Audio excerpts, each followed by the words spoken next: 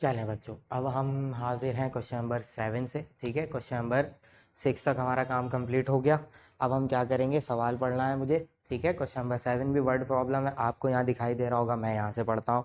क्या कह रहे हैं कह रहे हैं कि a fair coin is tossed 3 times. एक कॉइन है, सही है, सिक्का जिसे हम कहते हैं, उसमें या तो हेड होता है या टेल होता है। सिर्फ 2 पॉसिबल आउटकम्स होते हैं, यानी या हेड आ सकता है या टेल आ सकता है। ठीक है, अब एक सिक्के को 3 दफा उछाला गया तो क्या क्या रिजल्ट आपको मिलेगा। ठीक है, क्या क्या मिल सकता है वो हमें देखना है।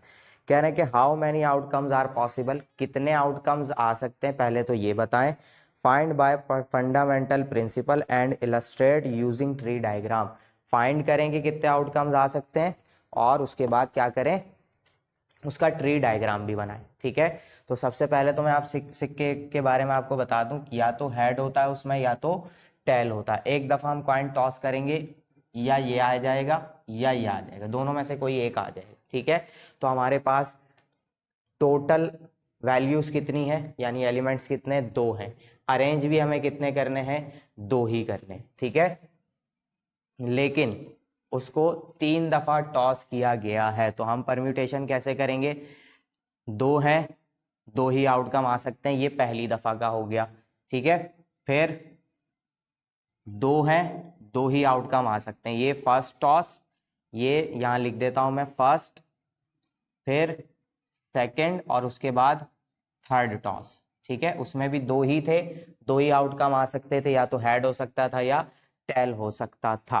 ठीक है, अब मैंने आपको बताया था कि जब n और r बराबर हो जाएं तो 2 यानी n फैक्टोरियल ही हो जाता है। तो यहाँ क्या हो जाएगा, 2 फैक्टोरियल और 2 फैक्टोरियल। 2 के फैक्टोरियल के बारे में भी आपको मालूम है, 2 1 जा 2 होता है, 2 1 जा 2 और 2 1 जा 2, तीनों को मल्टीप्लाई करेंगे, आंसर क्या मिलेगा, 8। तो टोटल पॉसिबल आउटकम्स क्या हो सकते हैं, 8 आउटकम्स हो सकते हैं।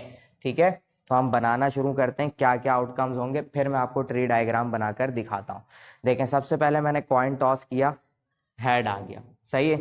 दूसरी दफा टॉस किया, फिर हेड आ गया, तीसरी दफा टॉस किया, फिर से हेड आ गया, तीनों में हेड हेड आ गए। ठीक है, और क्या क्या आ सकता है, पहले में हेड आया, दूसरे में टेल आया, फिर से क्या आ गया, हेड आ गया। उसके बाद आते हैं, फिर बाकी 2 में हेड रहा, तीसरे में क्या हो गया, टेल हो गया। अब क्या करेंगे, हम चेंज करते हैं। अब पहली दफा में टेल आ गया, बाकी दोनों दफा में क्या हो गया, हेड हेड हो गया। ठीक है, ये 4 आउटकम्स बना लिए हमने। अब टेल के साथ काम करते हैं। फिर मैंने कॉइन टॉस किया, तीनों में क्या आ गया, टेल टेल आ गया। ठीक है, फिर क्या हुआ भाई, मैंने 2 दफा टॉस किया, टेल रहा, तीसरी दफा जैसे ही टॉस किया वो क्या हो गया, हेड हो गया। ठीक है, 3 दफा करना है हमें। और क्या हो सकता है, फिर पहली दफा टॉस किया, टेल हुआ, फिर हेड हो गया, उसके बाद दोबारा टेल हो गया। फिर आखिरी में क्या होगा, अब पहली दफा में हेड रहा, बाकी दोनों दफा में क्या हो गया, टेल हो गया। तो देखें आउटकम्स कितने, 8 हैं, 1 2 3 4 5 6 7 8, 8 आउटकम्स होंगे, ये आउटकम्स होंगे। सही है, अब मैं यहाँ मिटा के आपको ट्री डायग्राम बनाकर दिखाता हूँ कि ट्री डायग्राम इसकी बनेगी कैसे। ये मिटाता हूँ मैं। ठीक है, ट्री डायग्राम बनाएंगे हम यहाँ पर। ट्री डायग्राम क्या होती है, ट्री डायग्राम, ट्री डायग्राम ये होती है कि कितने आउटकम्स आपके पास हैं। पहले हेड है, फिर टेल है। ठीक है, अब मैं पहली दफा टॉस कर रहा हूं, मुझे क्या मिलने वाला है, ये पहली दफा टॉस हो गया, हेड या टेल आ गया। सही है, अब दूसरी दफा जब मैं टॉस करूंगा तो हेड के साथ टेल हो सकता है और हेड के साथ हेड हो सकता है। फिर इस वाले टेल में आऊंगा, टेल के साथ टेल हो सकता है और टेल के साथ हेड भी हो सकता है, क्योंकि दोनों में से कुछ भी हो सकता है। अब मैं तीसरी दफा टॉस करने जा रहा हूं, अब इस टेल के साथ हेड भी आ सकता है और टेल भी आ सकता है। इस वाले हेड पे आऊंगा तो इस हेड के साथ हेड भी हो सकता है और टेल भी हो सकता है। ठीक है, फिर इस पे आएंगे, तीसरी दफा का टॉस है ये, इसके साथ भी हेड भी हो सकता है और टेल भी हो सकता है। फिर इस पे आएंगे, इसके साथ भी हेड भी हो सकता है और टेल भी हो सकता है। ठीक है, ये बन गई हमारी ट्री डायग्राम। क्या क्या आउटपुट होगा पहले इसका देखते हैं। देखना कैसे होता है, ये लाइन जो चल रही है इस हिसाब से देखना है, हेड टेल हेड, तो हेड टेल हेड हमने बना ली। ठीक है, अब ये लाइन हेड टेल टेल यहाँ मूव हो गई, तो हेड टेल टेल, ये बन गया। 8 बनने चाहिए ये भी। अब यहाँ आते हैं, ये लाइन पूरी कंप्लीट हो गई। अब इस लाइन पे आ जाए, हेड हेड और हेड, तीनों क्या होगा, हेड हेड और हेड, ठीक है। अब ये लाइन को यहाँ ले आएंगे, हेड हेड और टेल, इससे पता चल रहा है हमें कि क्या क्या आउटकम्स मिल रहे हैं, ठीक है। बाकी यहाँ से बनाते हैं टेल टेल और हेड, टेल टेल और हेड, फिर टेल टेल और टेल, टेल टेल और फिर से टेल, फिर यहाँ आ जाते हैं tail head head, tail head और हेड, फिर नीचे मूव करते हैं हम, tail head tail, tail head tail. ये आ गई आपकी ट्री डायग्राम। ये उसके अरेंजमेंट्स मैंने करके दिखा दी, सही है। और ये है total outcomes, number of total outcomes कितने हैं, 8, उसकी ट्री डायग्राम और ये, ठीक है। अरेंजमेंट आपको समझ आ गई, किस वजह से, क्योंकि हमने लॉजिक समझा कि एक कॉइन के अंदर कितने आउटकम हो सकते हैं। 2 थे, 3 दफा किया तो 2 2 करके 3 दफा हम निकालेंगे और मल्टीप्लाई कर देंगे, आंसर आ जाएगा। उसी हिसाब से हमने ट्री डायग्राम बनाई, उसी हिसाब से हमने इसके आउटकम्स निकाल दी। ये हो गया आपका काम, स्क्रीनशॉट लें। फिर हम चलते हैं क्वेश्चन नंबर 8 पर। चलें बच्चों, अब हम हाजिर हैं किसके साथ, क्वेश्चन नंबर 8 के साथ, जो कि मैं बुक से पढ़ रहा हूँ। सवाल आपको साइड में दिख रहा होगा। क्या कह रहे हैं सवाल में, कह रहे हैं कि भाई how many 5 digit numbers can be formed, 5 digit वाले कितने नंबर्स बनेंगे विदाउट रिपीटिंग एनी डिजिट, किसी भी डिजिट को रिपीट किए बगैर। किनमें से, इनमें से 5 6 7 8 9, ये 5 डिजिट आपको दिए हैं। कह रहे हैं कि इनको यूज करके 5 डिजिट वाले नंबर्स बनाए, इनको यूज करके 5 डिजिट वाले नंबर बनाए, और इनको यूज करके 5 डिजिट वाले नंबर बनाए। 3 अलग अलग सवाल है, ठीक है। तो चलते हैं, हम बनाते हैं, कोशिश करते हैं, बना के देखते हैं क्या होगा। यहाँ पर आते हैं, ठीक है। क्या करना है मुझे, 5 डिजिट वाले नंबर बनाने हैं। टोटल नंबर्स भी कितने हैं मेरे पास, 5 हैं, तो n कितना हो गया मेरे पास, 5। अरेंज भी कितने करने हैं, 5 ही करने हैं, सही है। एक दफा में 5 की जगह है तो एक दफा में हम 5 ले सकते हैं, तो दोनों के दोनों क्या है, बराबर है। तो परम्यूटेशन क्या हो जाएगी, NPR, सही है, NPR। और मैं यहाँ क्या लिखने वाला हूँ, n और r बराबर हो, तो n की जगह 5, r की जगह भी 5, तो किसके बराबर हो जाएगी ये, 5 फैक्टोरियल के बराबर हो जाएगी, क्योंकि इनका फैक्टोरियल क्या होता है, NPR is equal to n factorial होता है, ठीक है। n और r बराबर है तो क्या आंसर आ जाता है, n फैक्टोरियल। और 5 का फैक्टोरियल क्या होता है भाई मेरे पास, 120, ठीक है। तो टोटल कितने डिजिट्स बनेंगे इससे, इन पांचों को यूज करके 5 डिजिट वाले 120, सही है, 120 नंबर्स बन जाएंगे हमारे पास।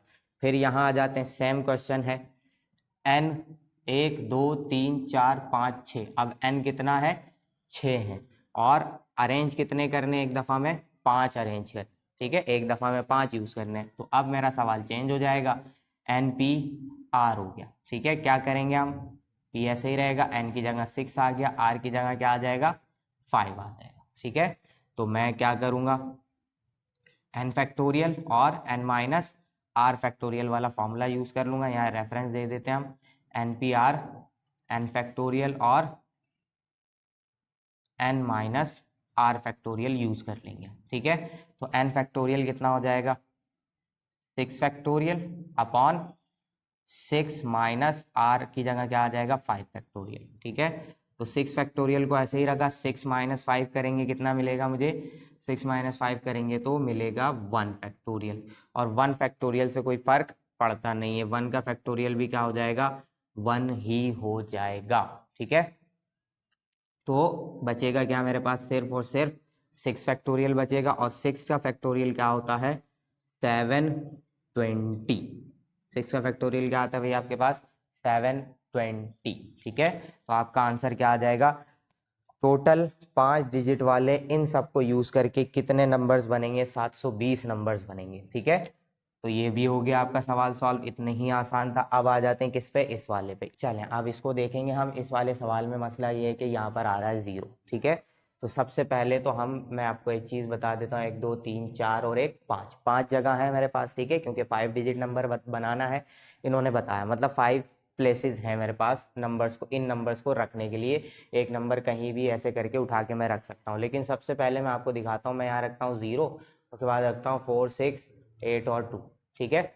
इसको आप क्या पढ़ेंगे, इसको आप काउंट करेंगे 4682, ठीक है, 4682 आप इसे काउंट करेंगे। क्या ये जीरो आपने काउंट किया, नहीं किया, मतलब ये जीरो काउंटेबल डिजिट में शामिल नहीं हो रहा। इसका मतलब ये नंबर जो बना है ये सिर्फ 4 डिजिट नंबर बना है, 5 डिजिट नंबर तो बना ही नहीं। इससे क्या पता चला हमें, इससे ये पता चला कि 5 डिजिट नंबर बनाने के लिए हम जीरो को फर्स्ट प्लेस पे नहीं रख सकते, तो जीरो को हटा देंगे हम, ठीक है। जीरो माइनस कर दिया, तो अब टोटल नंबर ऑफ डिजिट्स हमारे पास कितने बच रहे हैं, 4। अरेंज भी कितने करने हैं हमें, 4 करने, ठीक है। जितने नंबर ऑफ डिजिट हैं उन्हीं को अरेंज करने, आगे पीछे कर देंगे। लेकिन इस जगह पर इस जीरो के अलावा इन चारों में से तो कोई भी आ सकता है ना, तो वो हम क्या करेंगे उसके लिए, इस जगह पर इन चारों में से कोई सा भी नंबर हम यहाँ पर रख सकते हैं। तो उसके लिए हम क्या करेंगे, सबसे पहले NPR लगाएंगे और इसको मल्टीप्लाई कर देंगे 4 से। क्यों, क्योंकि इस जगह पर इन चारों में से कोई भी नंबर आ सकता है, ठीक है। जीरो बाकी यहाँ वहाँ कहीं भी यूज हो जाएगा। तो हम क्या करने वाले हैं, P is equal to N की जगह रखेंगे 4, P R की जगह भी क्या आ जाएगा 4, ठीक है, मल्टीप्लाई बाय 4। तो क्या मिलेगा मुझे, अब क्योंकि N और R बराबर है मतलब क्या हो जाएगा, N फैक्टोरियल हो जाएगा, ठीक है। मल्टीप्लाई करा देंगे 4 से, 4 का फैक्टोरियल होता है भाई 24 और मल्टीप्लाई हो जाएगा 4 से। तो इसका आंसर क्या आएगा, 4 4 जा 16 का 6 कैरी गया 1, 4 2 जा 8 और 1 9, तो आंसर कितना आ गया 96। ये हो गया आपका सवाल बिल्कुल आसानी से सॉल्व, ठीक है। जल्दी से स्क्रीनशॉट लें, फिर हम चलते हैं अगले सवाल पर। चलें बच्चों, अब हमारा है क्वेश्चन नंबर 9, जिसके लिए मुझे पढ़ने की ज़रूरत नहीं पड़ेगी, सीधा सा सवाल था, 2 पार्ट हैं इसके। कह रहे हैं कि prove that NPR is equal to this, या इसको सॉल्व करें तो NPR हम बना दें, ठीक है। NPR का फॉर्मूला आपने याद रखना है N factorial upon N minus R factorial. तो इसको हम यूज़ करेंगे, सॉल्व करेंगे, फैक्टोरियल की फॉर्म में बनाएंगे और बिल्कुल इसके जैसा बना देंगे, तो हमारा आंसर हो जाएगा प्रूफ, ठीक है। इसको कुछ नहीं करना, जैसे हमने वो NPR N वगैरह वाले फाइंड करने वाले किए थे, बिल्कुल उसी तरीके से इसको सॉल्व करना है। भाई इसमें फॉर्मूला हम फैक्टोरियल वाला लगाएंगे। हम उठाते हैं राइट हैंड साइड, ठीक है, N minus 1 PR plus R dot N minus 1 PR minus 1, ठीक है। सॉल्व करेंगे, क्या होता है NPR का formula N factorial upon N minus R factorial, यही था NPR का फॉर्मूला। हमारे केस में, इस वाले केस में N की जगह क्या है N माइनस 1, तो हम इस N की जगह क्या रखेंगे N माइनस 1 फैक्टोरियल, ठीक है। नीचे भी इस वाले N की जगह क्या आएगा N माइनस 1, और R तो R है तो माइनस R फैक्टोरियल हो जाएगा, ठीक है। प्लस डॉट लगाते हैं R डॉट, अब इसको यूज करेंगे, इस केस में N की जगह N माइनस 1 है तो N माइनस 1 फैक्टोरियल हो गया, और R की जगह भी R माइनस 1 है, तो इसको देखते हुए रखना, पहले N की जगह N माइनस 1, फिर माइनस R की जगह R माइनस 1, ये रख दिया मैंने R माइनस 1 और ये लगा दिया फैक्टोरियल, ठीक है। अब इसे सॉल्व करते हैं और बनाएंगे जो बनना चाहिए इसे। ऊपर मुझे चाहिए n फैक्टोरियल, ठीक है। तो अगर मैं इसे एक्सपेंड करूंगा, फैक्टोरियल कैसे एक्सपेंड करते हैं, 1 1 माइनस करते रहते हैं, तो अगर मैं n माइनस 1 को एक्सपेंड करूंगा तो मुझे पीछे जाने के बजाय, मतलब n की तरफ जाने के बजाय मैं -2 ले आऊंगा यहाँ पे, n माइनस 1 -1 कराऊंगा -2 हो जाएगा, फिर -3 -4, मैं नंबर्स बढ़ाता जाऊंगा, खत्म नहीं होगा मेरा ये वाला, ठीक है। तो इसे एक्सपेंड नहीं करना मुझे, मैं क्या करूंगा, अपने इसी को n माइनस 1 से मल्टीप्लाई भी करा लूंगा, और सॉरी n फैक्टोरियल से मल्टीप्लाई भी करा दूंगा और n फैक्टोरियल से डिवाइड भी करा दूंगा, ठीक है।